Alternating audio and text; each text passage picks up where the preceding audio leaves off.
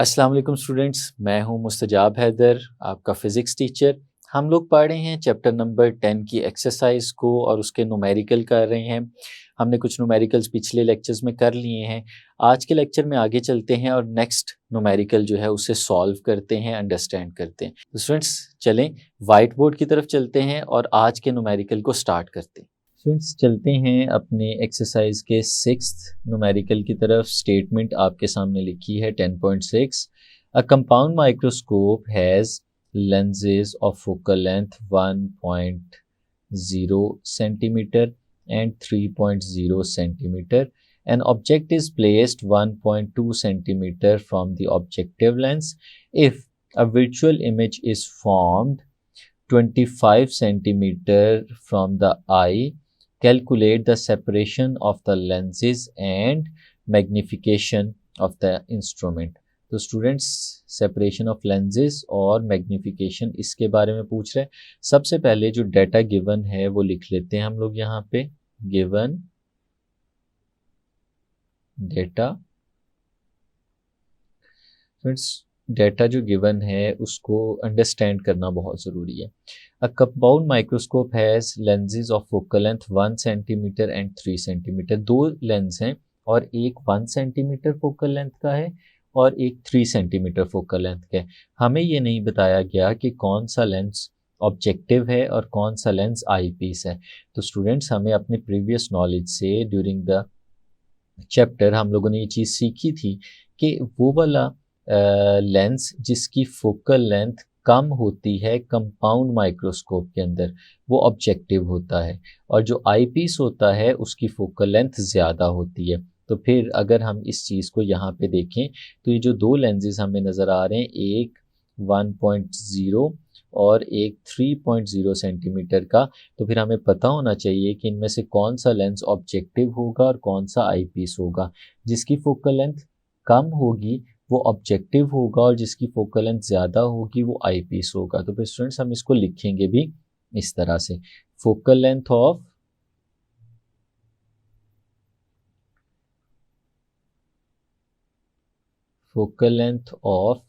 Objective. तो students कौन सा है इसमें से ऑब्जेक्टिव? ऑब्जेक्टिव जो है हमारे पास वो है जिसकी फोकल लेंथ कम है और हम उसे रिप्रेजेंट करते हैं एफ ओ के साथ, और जो कम है वो 1.0 सेंटीमीटर है। इसका मतलब है ये ऑब्जेक्टिव की फोकल लेंथ है। सेकंड जो हमें बताया गया है वो है आई पीस, तो हम उसको यहाँ पे लिख लेते हैं, फोकल लेंथ ऑफ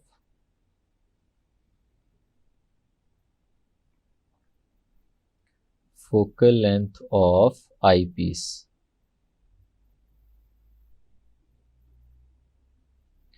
तो आई पीस की फोकल लेंथ को हम लोग एफ ई के साथ रिप्रेजेंट करेंगे और ये है हमारे पास 3.0 centimetre. An object is placed 1.2 centimetre from the objective lens. जो ऑब्जेक्टिव लेंस से इमेज ऑब्जेक्ट का डिस्टेंस है वो हमें बता दिया गया, तो हम इसको लिख सकते हैं distance of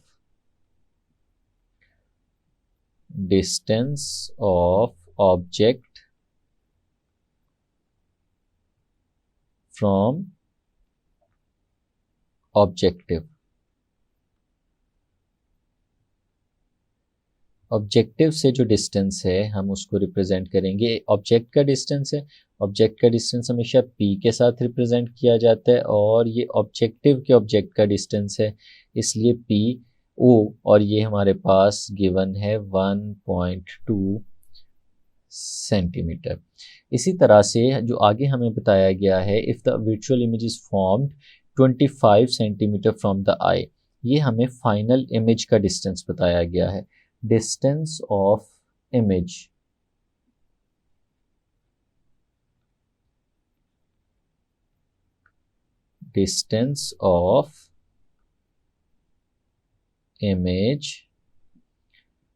from eyepiece. और स्टूडेंट्स इसे हम लोग रिप्रेजेंट करेंगे क्यू ई के साथ, और इसकी वैल्यू जो है वो है हमारे पास 25 सेंटीमीटर। तो स्टूडेंट्स आगे चलते हैं और वो चीज़ें यहाँ पे मेंशन करते हैं जो हमें फाइंड आउट करनी है, उनको हम लोग यहाँ पे लिखेंगे हेडिंग के अंदर। तो ये कैलकुलेशंस हम लोग करने जा रहे हैं टू फाइंड, क्या फाइंड आउट करना है स्टूडेंट्स, हमसे पूछा गया है कि the separation of the lenses. पहली चीज़ जो हमें फाइंड आउट करनी है वो है सेपरेशन ऑफ लेंसेज।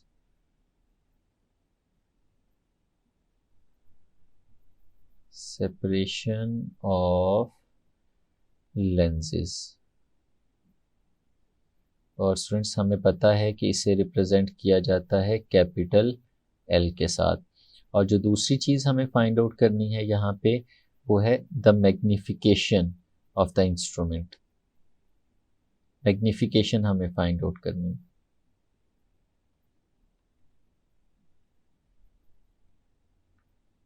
मैग्निफिकेशन, और स्टूडेंट्स मैग्निफिकेशन का जो रिप्रेजेंटेशन है वो कैपिटल एम के साथ की जाती है।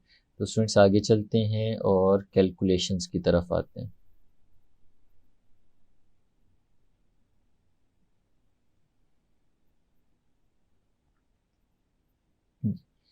तो स्टूडेंट्स सबसे पहले हमें पता है कि लेंसेज फॉर्मूला क्या होता है। वी नो दैट जो हमारे पास लेंसेज फॉर्मूला है वो है 1/f is equal to 1/p plus 1/q। अब स्टूडेंट्स इसके अंदर दो लेंसेज हैं और उन दोनों लेंसेज की फोकल लेंथ, उनके ऑब्जेक्ट्स का डिस्टेंस और उनके इमेज का डिस्टेंस ये डिफरेंट होगा। तो हम यहाँ पे ऑब्जेक्टिव को यूज़ करेंगे या आईपीस को यूज़ करेंगे उसका फैसला बाद में होगा। पहले हमें ये देखना पड़ेगा कि असल में इसकी जो रे डायग्राम है वो किस तरह से बन रही होगी। स्टूडेंट्स हमें पता है कि रे डायग्राम अगर बनानी हो तो सबसे पहले हम लोग प्रिंसिपल एक्सिस लेते हैं, जैसे कि यहाँ पे मैंने ले लिया। इस प्रिंसिपल एक्सिस के अंदर सबसे पहले हमारे पास एक लेंस होता है जो यहाँ पे हम लोग कन्वेक्स लेंस की फॉर्म में बना रहे हैं, और ये वो लेंस है जो हमारे ऑब्जेक्ट के करीब है। लेट्स सपोज इसकी जो फोकल लेंथ है उसके दोनों साइड्स वाले पॉइंट्स हम कुछ इस तरह से लिख लेते हैं। अब हमारा लेट्स सपोज जो ऑब्जेक्ट था वो इस फोकल लेंथ से कुछ फासले पे यहाँ पे इस जगह पे पड़ा हुआ था। अब स्टूडेंट्स हम लोगों को इस चीज़ का पता है कि ये जो लेंस है क्योंकि ये ऑब्जेक्ट के करीब है इसलिए हम इसे ऑब्जेक्टिव कहते हैं।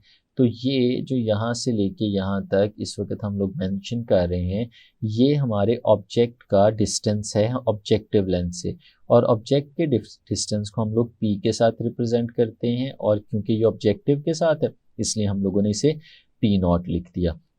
अब स्टूडेंट्स इसका इमेज किस तरह से बनेगा, हमें पता है कि हम एक पैरेलल रे ऑफ लाइट लेते हैं जो हमारे इस ऑब्जेक्ट से चलेगी और बिल्कुल पैरेलल टू प्रिंसिपल एक्सिस जाएगी लेंस के सेंटर तक, और फिर वहाँ से ये हमारे फोकस पॉइंट में से पास करेगी और आगे की तरफ चली जाएगी। और फिर एक और रे ऑफ लाइट लेते हैं हम लोग, और वो जो रे ऑफ लाइट है वो हमारे लेंस के ऑप्टिकल सेंटर में से पास करती है और आगे चली जाती है, जिस पॉइंट पे जाके वो हमारी पहले वाली रे से मिलती है उस जगह पे हमारा पहला इमेज बन जाता है कुछ इस तरह से करके। ये स्टूडेंट्स हमारे पास इमेज बन जाएगा। अब ये जो इमेज हमारे पास यहाँ पे बन रहा है अगर हम इसके डिस्टेंस की बात करें तो यहाँ से इस पॉइंट से लेके इस पॉइंट तक ये जो फासला है ये हमारे पहले वाले ऑब्जेक्ट के इमेज का डिस्टेंस है, इसलिए हम इसको लिखेंगे यहाँ पे Q0 के साथ। अब स्टूडेंट्स अगर हम लोग दूसरे लेंस की बात करें तो वो दूसरा लेंस हमारे पास यहाँ पे स्लाइटली लार्जर होता है क्योंकि ये कंपाउंड माइक्रोस्कोप है, और हम लोग जानते हैं कंपाउंड माइक्रोस्कोप के अंदर जो आईपीस होता है उसकी फोकल लेंथ हमारे ऑब्जेक्टिव की फोकल लेंथ से ज़्यादा होती है। तो इस केस में लेट्स सपोज स्टूडेंट्स ये फोकल लेंथ के दो पॉइंट्स हैं। अब ये जो हमारे पास यहाँ पे इमेज बना हुआ था पहले वाले ऑब्जेक्ट का वो इस लेंस के लिए एज ए ऑब्जेक्ट बिहेव करना शुरू कर देगा। तो इसका मतलब है कि अगर इस ऑब्जेक्ट का इमेज हम इस लेंस में से देखें तो हम उसे बना सकते हैं बिल्कुल वैसे जैसे पहले बनाया था। एक हम यहाँ से रे ऑफ लाइट लेते हैं जो प्रिंसिपल एक्सिस के पैरेलल है और फिर वो हमारे लेंस में से पास करती है और इस प्रिंसिपल फोकस में से पास करके आगे चली जाती है। और इसी तरह एक और रे ऑफ लाइट लेते हैं जो इसके ऑप्टिकल सेंटर में से पास करती है और आगे चली जाती है। अब ये दो रेज ऑफ लाइट मिल रही हैं और अगर हमने इसका इमेज बनाना है तो हम देखते हैं कि लेंस के राइट साइड के ऊपर तो ये एक दूसरे से अवे जा रही हैं, ये इंटरसेक्ट नहीं कर सकती। इंटरसेक्ट तो ये उस वक्त करेंगी जब हम इन्हें प्रोट्रूड करा के आगे की तरफ लेके जाते हैं और जिस जगह पे ये दोनों रेज एक दूसरे से मिलती हैं वहाँ पे स्टूडेंट्स हमारा फाइनल इमेज बन जाता है जो यहाँ पे हम लोग इस तरह से डिस्प्ले कर रहे हैं। अब स्टूडेंट्स अगर हम लोग इन डिस्टेंसेस को यहाँ पे भी देखें, अब ये जो हमारे पास इस वक्त पहले वाले लेंस से बनने वाला इमेज था वो दूसरे वाले लेंस के लिए तो ऑब्जेक्ट है, तो इसका मतलब है कि अगर उसके डिस्टेंस को लेंस के साथ मेजर किया जाए तो ये इस लेंस के लिए ऑब्जेक्ट का डिस्टेंस कहलाएगा और जो ऑब्जेक्ट का डिस्टेंस है उसे p के साथ रिप्रेजेंट करते हैं और ये p e कहलाएगा क्योंकि ये आई पीस के ऑब्जेक्ट का डिस्टेंस है। और इसी तरह ये जो हमारे पास फाइनल इमेज बना है अगर हम इसकी बात करें तो ये यहाँ पे हमारे पास इमेज का डिस्टेंस होगा और ये किसके लिए होगा, ये आई पीस के लिए होगा यहाँ पे हमारे पास। तो स्टूडेंट्स ये हमें मिल गया। अब जो हमसे पूछा गया वो एक ये भी है कि इन दोनों लेंसेज के दरमियान कितना फासला है, यानी एक लेंस अगर यहाँ से देखें हम उसका सेंटर और दूसरे लेंस का सेंटर यहाँ पे देखें तो इन दोनों के दरमियान डिस्टेंस जो कि L के साथ रिप्रेजेंट किया गया है वो कितना है, हमें ये भी फाइंड आउट करना है। अब स्टूडेंट्स अगर इधर देखें तो अगर हमें L फाइंड आउट करना है तो L इस फिगर में देख के हमें नज़र आ रहा है कि ये जो L है ये बेसिकली सम है हमारे पास Q0 का और PE का। हम इन दोनों को ऐड करते हैं तो फिर हमें L मिलता है, L फाइंड आउट कर सकते हैं। तो स्टूडेंट्स अगर हमें ये फिर L फाइंड आउट करना है तो पहला काम ये है कि Q0 फाइंड आउट कर लिया जाए और दूसरा काम ये है कि PE फाइंड आउट कर लिया जाए। तो इनको अलग-अलग से फाइंड आउट करने के लिए हमें अलग अलग से ये लेंसेज फार्मूले यूज़ करने पड़ेंगे। तो स्टूडेंट्स सबसे पहले हम ये लेंस का जो फार्मूला है इसको यूज़ करते हैं ऑब्जेक्टिव के लिए ताकि हम लोग Q0 फाइंड आउट कर सकें। तो उसके लिए फिर ये जो लेंस फार्मूला हमने यहाँ पे लिखा था इसको हम इन टर्म्स ऑफ ऑब्जेक्टिव लिखते हैं। ये हमारे पास आ जाएगा FO, ये हमारे पास आ जाएगा PO और ये हमारे पास आ जाएगा QO और यहाँ से हम लोग फिर स्टूडेंट्स फाइंड आउट कर सकते हैं वो चीज़ें जो हमें फाइंड आउट करनी है। फॉर एग्जांपल अगर इस फॉर्मूले को हम लोग थोड़ा सा रीअरेंज करें और रीअरेंज करने में हम लोग Q0 फाइंड आउट करें तो Q0 किसके इक्वल आएगा, हमारे पास 1/f0 ये लिखा हुआ है और ये प्लस का 1/p0 है। अगर इसे उठा के दूसरी तरफ ले जाएं तो ये माइनस हो जाएगा, माइनस का 1/p0, ये कुछ इस तरह का रिलेशन आ जाएगा। अब स्टूडेंट्स इसके अंदर हम लोग वैल्यूज़ को सब्सटीट्यूट करके सबसे पहले 1/Q0 को फाइंड आउट कर सकते हैं। तो 1/Q0 is equal to 1/f0 और f0 की वैल्यू हमें पहले से पता है, ये गिवन है 1.0 है तो ये वैल्यू हम लोग सब्सटीट्यूट कर देते हैं तो ये आएगा 1/1.0 और फिर माइनस करके यहाँ पे लिखा हुआ है 1/p0 तो 1 डिवाइडेड बाय P0 और P0 की वैल्यू भी स्टूडेंट्स हमें पहले से गिवन है जो कि 1.2 है तो वो वैल्यू भी हम लोग यहाँ पे सब्सटीट्यूट कर देते हैं 1.2, ये कुछ इस तरह से आ जाता है। अब अगर इसको सॉल्व करना है तो बड़ा आसान तरीका है स्टूडेंट्स, हम लोग इसका एलसीएम ले लेते हैं। एलसीएम हमारे पास यहाँ पे आ जाएगा 1.2 और जो न्यूमरेटर है हमारे पास फिर वहाँ पे आ जाएगा 1.2 -1, इस तरह का रिलेशन आ जाएगा। और फिर अगर इसे माइनस करेंगे तो 1/Q0 ये स्टूडेंट्स हमारे पास यहाँ पे इक्वल आ रहा होगा। 1.2 में से 1 माइनस करेंगे तो ये हमारे पास आ जाएगा 0.2 और डिवाइडेड बाय हमारे पास आ जाएगा 1.2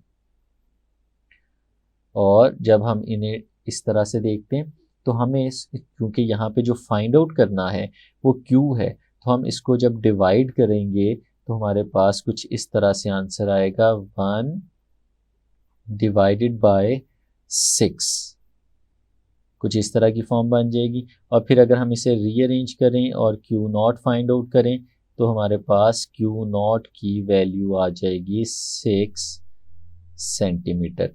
तो स्टूडेंट्स, हम जो अपनी फाइनल कैलकुलेशन करने जा रहे हैं, फाइनल टर्म फाइंड आउट करने जा रहे हैं, उससे एक स्टेप करीब आ गए हैं, जिसमें हमने देखा था कि L फाइंड आउट करने के लिए हमें Q0 और PE चाहिए। तो हम लोगों ने Q0 फाइंड आउट कर लिया। अब अगला काम ये होगा कि हम किसी तरह से PE भी फाइंड आउट कर लें। तो उसके लिए हम लोग क्या करते हैं, दोबारा से ये फॉर्मूला यूज़ करेंगे। वी नो दैट, हम लोगों को पता है कि वो जो लेंजेज इक्वेशन हमारे पास होती है वो इक्वल होती है 1/f is equal to 1/p plus 1/q, ये इसके इक्वल होती है।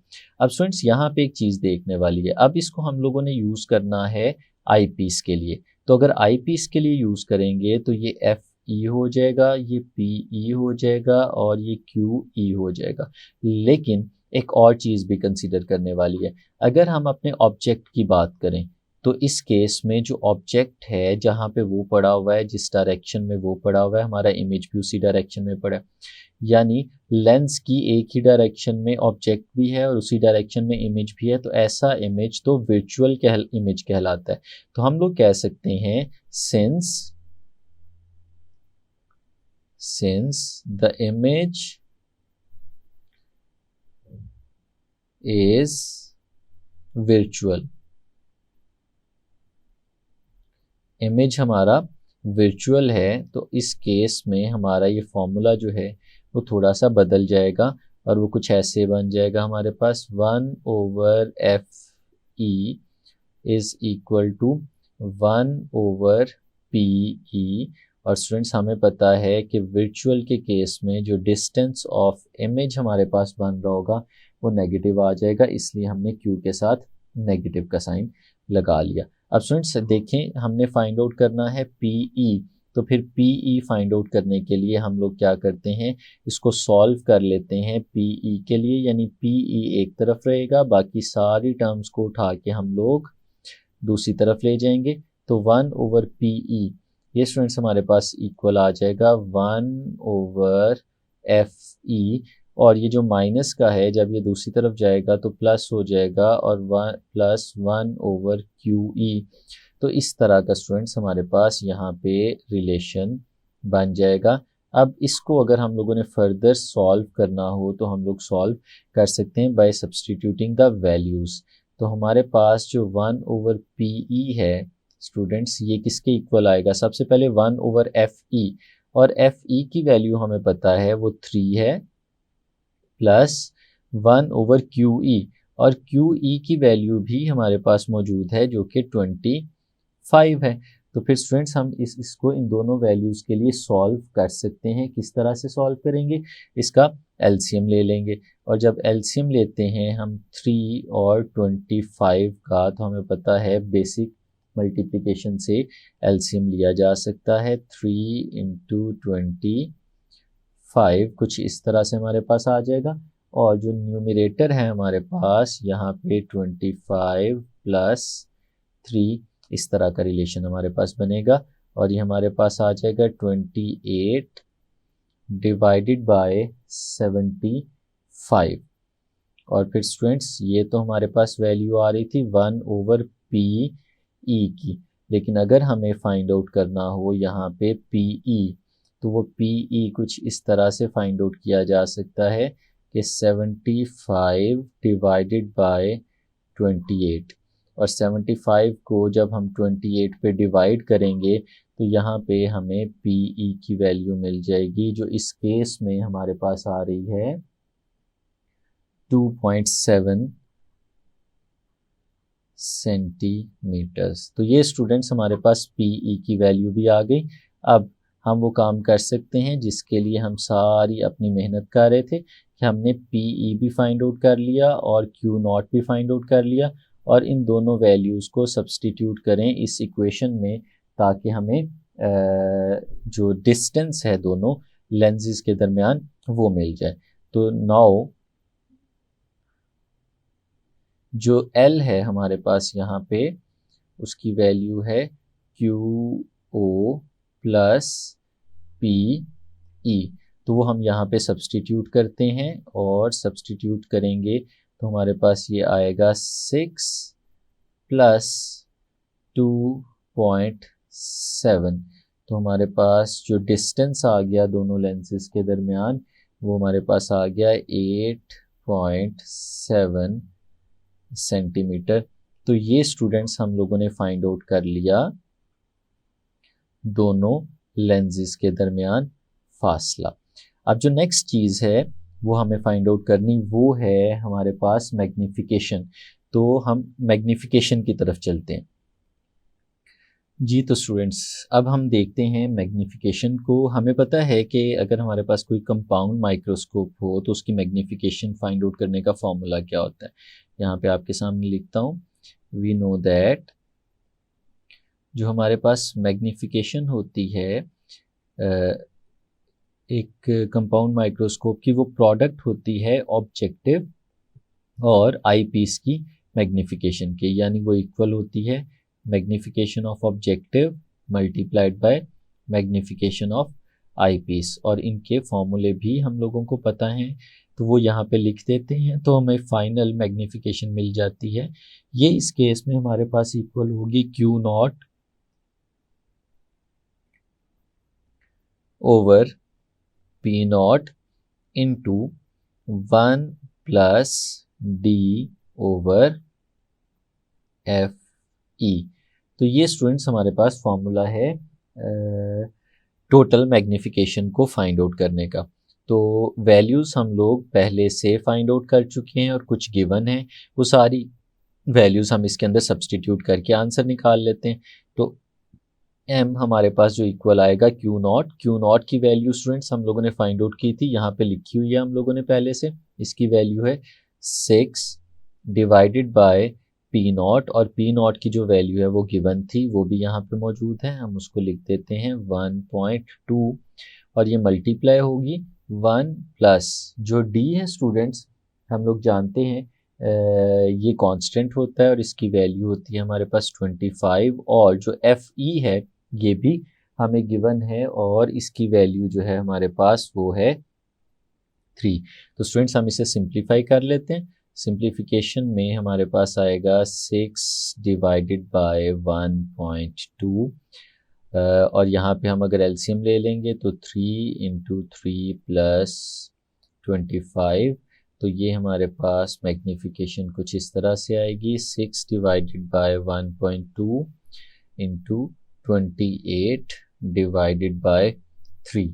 और फिर स्टूडेंट्स जब हम इसे सॉल्व करेंगे फर्दर, तो हमारे पास मल्टीप्लिकेशन है बेसिकली, और उस मल्टीप्लिकेशन में हम लोग जब इन्हें मल्टीप्लाई करते हैं 6 को 28 से और डिवाइड करते हैं 1.2 से और उसके बाद 3 से, तो हमारे पास जो आंसर आता है वो 46.66 आता है, जिसको हम राउंड ऑफ करके तकरीबन अप्रॉक्सीमेटली 47 कह सकते हैं। तो स्टूडेंट्स ये है हमारे पास इस ऑप्टिकल इंस्ट्रूमेंट की टोटल मैग्नीफिकेशन, कंपाउंड माइक्रोस्कोप जो हम लोगों ने यूज़ किया उसकी मैग्नीफिकेशन। तो स्टूडेंट्स ये था आज का न्यूमेरिकल, यकीनन आपको समझ आया होगा।